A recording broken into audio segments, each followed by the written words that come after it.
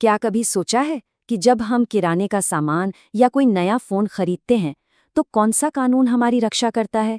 ये कानून लगभग 100 साल पुराना है। आज हम भारत के माल बिक्री अधिनियम 1930 की गहराइयों में उतरेंगे। वो कानूनी ढांचा जो हमारी लगभग हर खरीद फरोख्त को नियंत्रित करता है। चलिए, एक बहुत ही आम सी स्थिति से शुरू करते हैं। कोई चीज़ खरीदी, घर लाए और वो वैसी नहीं निकली जैसी उम्मीद थी। बहुत फ्रस्ट्रेटिंग होता है ना? खैर, एक लगभग 100 साल पुराना कानून है जो ऐसी स्थितियों में हमें शायद उससे कहीं ज़्यादा अधिकार देता है जितना हम सोचते हैं। चलिए देखते हैं कैसे। ठीक है, तो चलिए शुरू करते हैं। अब अधिकारों और सुरक्षा की बात करने से पहले हमें बिल्कुल बेसिक्स पर जाना होगा। आखिर कानून की नज़र में एक बिक्री होती क्या है? क्योंकि ये सिर्फ पैसों के बदले सामान देने से कहीं ज्यादा है। इसे एक कानूनी हाथ मिलाने जैसा समझिए, जिसके अपने नियम होते हैं। इसे ऐसे सोचिए, जब कोई एक कप कॉफ़ी खरीदता है तो वो सिर्फ बीन्स और पानी नहीं खरीद रहा होता, वो कानूनी तौर पर उस कॉफ़ी का मालिक बन रहा होता है। ये एक औपचारिक हस्तांतरण है, एक फॉर्मल ट्रांसफर। विक्रेता पैसों के बदले में मालिकाना हक यानी उस कॉफ़ी पर अपना अधिकार सौंपता है, और यही इस पूरे एक्ट का सार है। तो किसी भी बिक्री को कानूनी तौर पर पक्का मानने के लिए ये 5 चीजें होनी ही चाहिए। सबसे पहले 2 पार्टियां होनी चाहिए, एक खरीदार और एक विक्रेता। बिल्कुल सीधी सी बात है ना? दूसरा, माल होना चाहिए, मतलब कोई भी चल संपत्ति। और सबसे जरूरी, मालिकाना हक का ट्रांसफर होना चाहिए। और जाहिर है, एक कीमत तय होनी चाहिए जो कि पैसे में हो। और आखिर में ये सब कुछ एक वैध कॉन्ट्रैक्ट के नियमों के तहत होना चाहिए। अगर इनमें से एक भी चीज गायब है तो कानूनन ये बिक्री नहीं मानी जाएगी। चलिए, अब एक बहुत ही जरूरी बात पर आते हैं कि ये कानून कैसे कुछ मजबूत, अपने आप लागू होने वाले वादों के साथ खरीदार को एक ढाल देता है। देखिए, पुराने जमाने में नियम बहुत सीधा और सख्त था। कैविएट एम्प्टर यानी क्रेता सावधान रहे। इसका मतलब था कि एक बार कोई चीज खरीद ली तो वो आपकी हो गई, चाहे उसमें कोई भी कमी क्यों ना हो। मान लीजिए किसी ने घोड़ा खरीदा और बाद में पता चला कि वो लंगड़ा है, तो ये खरीदने वाले की समस्या थी। खरीदने से पहले हर चीज को जांचने की पूरी जिम्मेदारी खरीदार की ही होती थी। लेकिन शुक्र है कि वक्त के साथ चीजें बदली। माल बिक्री अधिनियम ने उस पुराने नियम को, आप कह सकते हैं कि बिल्कुल पलट कर रख दिया। इसने जिम्मेदारी का बोझ बदला और खरीदारों को एक तरह की इनबिल्ट शील्ड दी, ताकि वो खराब या गलत बताई गई चीजों के साथ न फंसे रह जाएं। और यहीं पर वो ढाल काम आती है। ये 4 ऐसे वादे हैं जो ज्यादातर सौदों में अपने आप शामिल हो जाते हैं, चाहे कोई उन्हें बोलकर बताए या नहीं।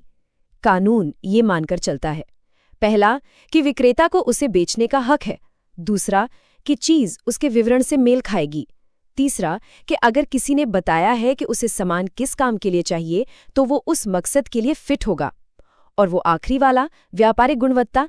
इसका सीधा सा मतलब है कि वो चीज उस आम काम को करने लायक होनी चाहिए जिसके लिए वो बनी है। जैसे एक टोस्टर को टोस्ट करना चाहिए और एक रेनकोट को बारिश से बचाना चाहिए। बिल्कुल सीधी सी बात। तो सवाल ये है कि जब इनमें से कोई एक वादा टूट जाता है तब क्या होता है? खैर, कानून की नज़र में हर टूटा हुआ वादा एक जैसा नहीं होता। कानून इनके बीच एक बहुत बड़ा फर्क करता है और इस फर्क के नतीजे बहुत बड़े होते हैं। और ये फर्क बुनियादी है। एक शर्त यानी कंडीशन का टूटना एक डील ब्रेकर होता है। सोचिए, एक कार खरीदी और पता चला कि उसका इंजन ही काम नहीं करता। ये कंडीशन का उल्लंघन है। ऐसे में पूरे कॉन्ट्रैक्ट को रद्द करके पैसे वापस लिए जा सकते हैं। लेकिन एक वारंटी का टूटना रास्ते में आई एक छोटी मोटी रुकावट जैसा है। जैसे मान लीजिए कार का रेडियो काम नहीं कर रहा, अब इस वजह से पूरे सौदे को रद्द नहीं किया जा सकता, लेकिन हाँ, उसकी मरम्मत के खर्चे के लिए हर्जाना जरूर मांगा जा सकता है। अब ये अगला हिस्सा बहुत ज़रूरी है, क्योंकि ये एक बहुत बड़े सवाल का जवाब देता है। अगर डिलीवरी से पहले कुछ गड़बड़ हो जाए तो जिम्मेदार कौन होगा? ये आज के ज़माने की एक बहुत आम दुविधा है, खासकर ऑनलाइन शॉपिंग के दौर में। तो मान लीजिए कोई पैकेज दरवाजे से चोरी हो गया। अभी नुकसान किसका है, बेचने वाले का या खरीदने वाले का? इसका जवाब शायद आपको चौंका दे। सब कुछ इस बात पर निर्भर करता है कि कानूनी तौर पर मालिकाना हक किस एक पल में ट्रांसफर हुआ था। और यहाँ पर है golden rule, risk follows property, यानी जोखिम संपत्ति के साथ चलता है।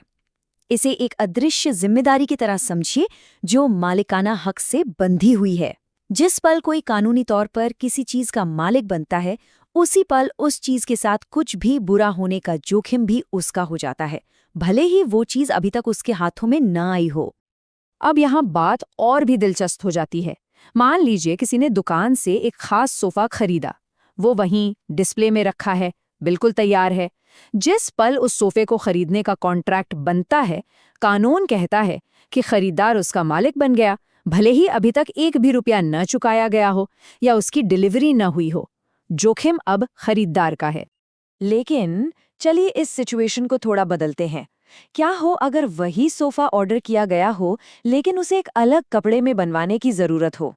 यहाँ मालिकाना हक तब तक ट्रांसफर नहीं होता जब तक कि वो काम पूरा ना हो जाए, यानी जब तक सोफे पर वो नया कपड़ा लग न जाए और विक्रेता खरीदार को बता न दे कि वो तैयार है। उस पॉइंट तक सारा का सारा जोखिम विक्रेता के पास रहता है। ठीक है, तो आखिर में चलिए कहानी का दूसरा पहलू देखते हैं।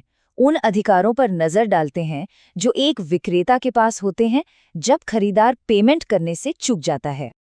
जब कोई खरीदार पेमेंट नहीं करता, तो कानून विक्रेता को यूं ही बेसहारा नहीं छोड़ देता। ये उन्हें एक खास दर्जा देता है, अदत्त विक्रेता या अनपेड सेलर। और ये दर्जा उन्हें अपने हितों की रक्षा के लिए एक मजबूत टूल किट देता है। और इस टूल किट में ये 3 मुख्य औजार हैं। ग्रहणाधिकार का सीधा सा मतलब है कि वो पेमेंट मिलने तक सामान को अपने पास रख सकते हैं। पारगमन में रोकने का अधिकार उन्हें डिलीवरी को बीच रास्ते में ही रोकने की इजाजत देता है, अगर उन्हें पता चले कि खरीदार दिवालिया हो गया है। और आखिर में पुनर्विक्रय का अधिकार उन्हें कुछ शर्तों के तहत सामान किसी और को बेचने का हक देता है, ताकि वो अपने नुकसान की भरपाई कर सकें।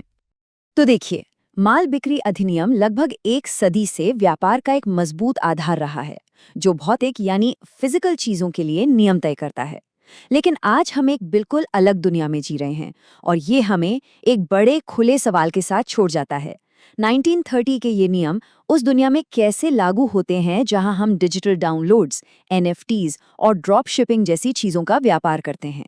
जैसे जैसे कॉमर्स विकसित होता है, कानून को भी उसके साथ विकसित होना ही पड़ता है।